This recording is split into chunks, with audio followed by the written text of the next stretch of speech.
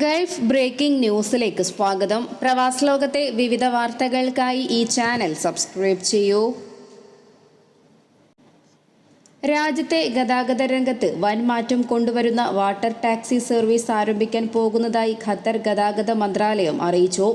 അൽ വക്ര മുതൽ Al Khor വരെയുള്ള തീരദേശങ്ങളെ ബന്ധിപ്പിക്കുന്ന ഈ പദ്ധതിയുടെ ആദ്യഘട്ടം പൂർത്തിയായിട്ടുണ്ട്.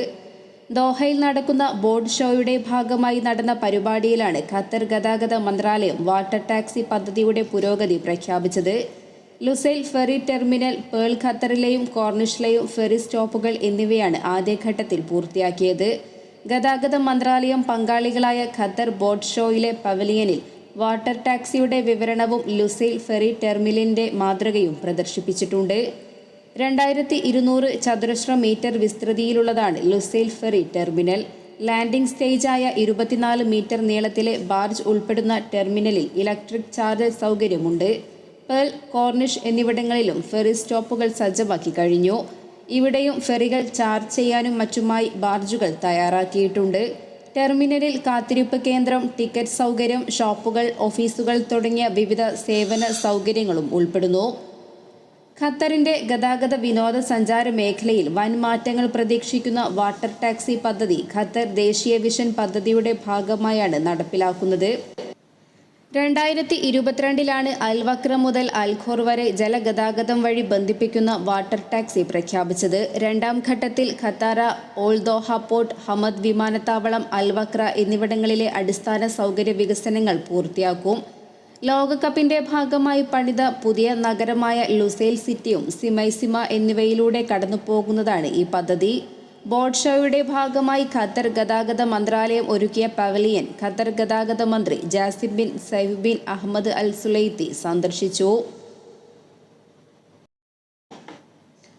സൗദിയിൽ പ്രവർത്തിക്കുന്ന ബാർബർ ഷോപ്പുകൾക്കുമേൽ കൂടുതൽ നിയന്ത്രണങ്ങൾ ഏർപ്പെടുത്തിക്കൊണ്ട് മുനിസിപ്പാലിറ്റി ആൻഡ് ഹൗസിംഗ് മന്ത്രാലയം രംഗത്ത്. പുതുതായി നടപ്പിലാക്കിയ സമഗ്ര ആരോഗ്യ നിയന്ത്രണങ്ങളുടെ ഭാഗമായി ബാർബർ ഷോപ്പുകളിലെ ടാനിംഗ് ബെഡുകളുടെയും ടാറ്റു സാമഗ്രികളുടെയും ഉപയോഗം നിരോധിച്ചു. 180 ദിവസത്തിനുള്ളിൽ പ്രാബല്യത്തിൽ വരുന്ന രീതിയിലാണ് പുതിയ നിയന്ത്രണങ്ങൾ ഏർപ്പെടുത്തിയിരിക്കുന്നതെന്ന് പ്രാദേശിക മാധ്യമങ്ങൾ റിപ്പോർട്ട് ചെയ്തു. ബാർബർ ഷോപ്പുകളിൽ പൊതുജനാരോഗ്യ സുരക്ഷ വർദ്ധിപ്പിക്കുക, കർശനമായ ശുചീകരണ സമ്പ്രദായങ്ങൾ നിർബന്ധമാക്കുക, ഷേവിംഗ് റേസറുകളുടെ പുനരുപയോഗം നിരോധിക്കുക എന്നിവയും പുതിയ നിയന്ത്രണങ്ങളുടെ ഭാഗമായി നടപ്പിലാക്കും. ഒരാൾക്ക് ഷേവിങ്ങിനായി ഉപയോഗിച്ച ബ്ലേഡുകൾ ഒരു കാരണവശാലും മറ്റൊരാൾക്ക് വേണ്ടി ഉപയോഗിക്കാൻ പാടില്ല. ബാർബർ ഷോപ്പിലെ കത്രിക പോലുള്ള മറ്റു ഉപകരണങ്ങൾ ഓരോ ഉപയോഗത്തിന് ശേഷവും അണുവിമുക്തമാക്കിയിട്ടുണ്ടെന്ന് ഉറപ്പാക്കണം. ഇതിനായി സലൂണുകളിൽ സ്റ്റെറിലൈസേഷൻ സംവിധാനങ്ങൾ സജ്ജമാക്കണമെന്നും പുതിയ നിർദ്ദേശത്തിൽ പറയുന്നു. കൂടാതെ Saudi food and drug authority അംഗീകരിച്ച സൗന്ദര്യവർദ്ധക വസ്തുക്കളും ഉൽപ്പന്നങ്ങളും മാത്രമേ ബാർബർ ഷോപ്പുകളിൽ അനുവദിക്കുകയുള്ളൂ. അതോറിറ്റിയുടെ അംഗീകാരമില്ലാത്ത ഉൽപ്പന്നങ്ങൾ ഉപയോഗിക്കുന്നവർ നിയമപരമായ നടപടികൾക്ക് വിധേയരാകും. കൂടുതൽ സംഘടിതവും നിക്ഷേപ സൗഹൃദവുമായ നഗര അന്തരീക്ഷം പരിപോഷിപ്പിക്കുന്നതോടൊപ്പം രാജ്യത്തുടനീളമുള്ള പുരുഷന്മാരുടെ ഗ്രൂമിംഗ് സേവനങ്ങൾ നവീകരിക്കുന്നതിനും മെച്ചപ്പെടുത്തുന്നതിനുമുള്ള തുടർച്ചയായ ശ്രമത്തിന്റെ ഭാഗമായാണ് മന്ത്രാലയം ഈ മാറ്റങ്ങൾക്ക് രൂപം നൽകിയതെന്ന് അധികൃതർ വ്യക്തമാക്കി. സേവനങ്ങളുടെ ഗുണനിലവാരം മെച്ചപ്പെടുത്തുന്നതിനും ഈ മേഖലയിലെ നിക്ഷേപങ്ങളുടെ വളർച്ചയെ പിന്തുണയ്ക്കുന്നതിനുമുള്ള പ്രതിബദ്ധതയാണ് ഈ നടപടികൾ പ്രതിഫലിപ്പിക്കുന്നത്.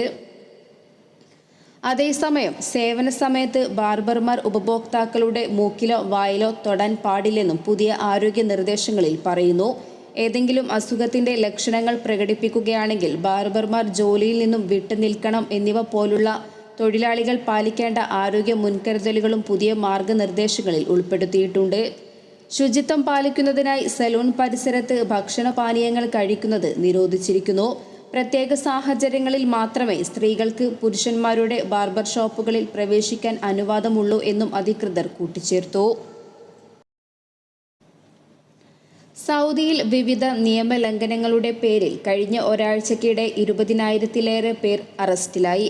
ആഭ്യന്തര മന്ത്രാലയത്തിന്റെ നേതൃത്വത്തിൽ വിവിധ സുരക്ഷാ ഏജൻസികളുടെ സഹകരണത്തോടെ വ്യാപാര സ്ഥാപനങ്ങളിലും തൊഴിൽ സ്ഥലങ്ങളിലും പ്രവാസികളുടെ താമസ കേന്ദ്രങ്ങളിലും നടത്തിയ റെയ്ഡുകളിലാണ് താമസ തൊഴിൽ അതിർത്തി സുരക്ഷാ നിയമങ്ങൾ ലംഘിച്ച 20,778 പ്രവാസികളെ സൗദി അധികൃതർ പിടികൂടിയത്.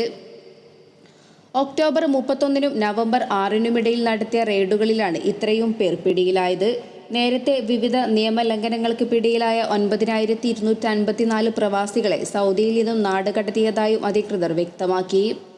കഴിഞ്ഞ ആഴ്ച അറസ്റ്റിലായവരിൽ 11,523 പ്രവാസികൾ താമസ നിയമങ്ങൾ ലംഘിച്ചതിനാണ് പിടിയിലായത്.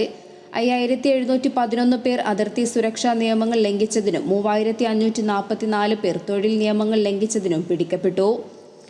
അതിർത്തി സുരക്ഷാ നിയമങ്ങൾ ലംഘിച്ച് അതിർത്തികൾ വഴി രാജ്യത്തേക്ക് അനധികൃതമായി പ്രവേശിക്കാൻ ശ്രമിച്ചതിന് 1,569 പേരെയാണ് സുരക്ഷാ അധികൃതർ പിടികൂടിയത്. ഇങ്ങനെ അറസ്റ്റിലായവരിൽ 73% എത്യോപ്യക്കാരും 24% യമനികളും ബാക്കി 3% മറ്റ് രാജ്യങ്ങളിൽ നിന്നുള്ളവരുമാണ്. അതേസമയം ആവശ്യമായ രേഖകളില്ലാതെ അനധികൃതമായി രാജ്യത്തിന് പുറത്തേക്ക് അതിർത്തികൾ വഴി കടക്കാൻ ശ്രമിച്ച 63 പേരെയും അധികൃതർ അറസ്റ്റ് ചെയ്തു.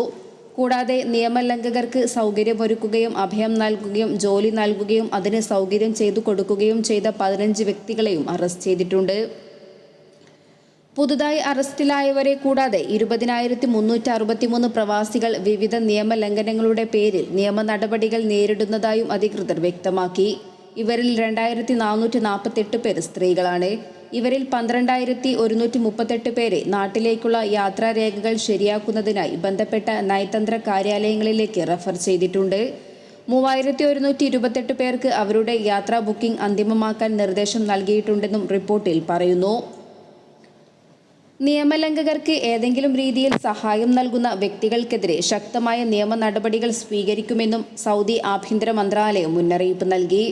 ഇവർക്ക് രാജ്യത്തേക്ക് പ്രവേശിക്കാൻ സൗകര്യം നൽകുകയോ അവർക്ക് യാത്ര ചെയ്യാൻ വാഹനം നൽകുകയോ താമസത്തിന് സൗകര്യം ഒരുക്കി നൽകുകയോ ജോലി ചെയ്യുകയോ ചെയ്യുന്നത് ഗുരുതരമായ കുറ്റകൃത്യമായാണ് സൗദി ആഭ്യന്തര മന്ത്രാലയം കണക്കാക്കുന്നത്. ഇത്തരം കുറ്റങ്ങളിൽ ഏർപ്പെടുന്നവർക്ക് 15 വർഷം വരെ തടവും 1 ദശലക്ഷം റിയാൽ വരെ പിഴയുമാണ് ശിക്ഷ. അതിനു പുറമെ ഈ പ്രവർത്തനങ്ങൾക്കായി ഉപയോഗിച്ച വാഹനങ്ങളും കെട്ടിടങ്ങളും നിയമ നടപടിക്ക് വിധേയമാകുമെന്നും അധികൃതർ മുന്നറിയിപ്പ് നൽകി. അമീറിന്റെ അധികാരത്തിൽ കടന്നുകയറുകയും ഇതുമായി ബന്ധപ്പെട്ട് വ്യാജവാർത്ത പ്രചരിപ്പിക്കുകയും ചെയ്തതുമായി ബന്ധപ്പെട്ട് രാജ്യരക്ഷ 2 രാജ്യസുരക്ഷാ കേസുകളിൽ കുറ്റക്കാർക്കെതിരെ ശിക്ഷ വിധിച്ചുകൊണ്ട് കുവൈറ്റ് ക്രിമിനൽ കോടതി 2 കേസുകളിലായി 2 വർഷം വീതമാണ് കോടതി തടവ് ശിക്ഷ വിധിച്ചത്. അതോടൊപ്പം കഠിന തൊഴിലിനും കോടതി വിധിച്ചു. ഒരു കേസിൽ അമീറുമായി ബന്ധപ്പെട്ട രഹസ്യ രേഖകളെക്കുറിച്ച് തെറ്റായ വാർത്ത പ്രചരിപ്പിച്ചതിനാണ് 2 പ്രതികളെ കോടതി ശിക്ഷിച്ചത്. രണ്ടാമത്തെ കേസിൽ അമീറിന്റെ അധികാരത്തിൽ ഇടപെട്ടതിനും എക്സ് പോസ്റ്റുകൾ വഴി അമീറിനെ അപകീർത്തിപ്പെടുത്തിയതിനും 3-ാം പ്രതി കുറ്റക്കാരനാണെന്ന് കോടതി കണ്ടെത്തി. എക്സ് പ്ലാറ്റ്ഫോമിൽ പോസ്റ്റുകൾ പ്രചരിപ്പിക്കാൻ ഉപയോഗിച്ച പ്രതികളുടെ മൊബൈൽ ഫോണുകൾ കണ്ടുകെട്ടാനും കോടതി ഉത്തരവിട്ടു. വിധിക്കെതിരെ മേൽക്കോടതിയിൽ അപ്പീൽ നൽകാൻ പ്രതികൾക്ക് അവസരമുണ്ട്. ഇതോടെ ഇന്നത്തെ വാർത്തകൾ അവസാനിക്കുന്നു. പുതിയ വാർത്തകളുമായി വീണ്ടും കാണുന്നതുവരെ നന്ദി, നമസ്കാരം.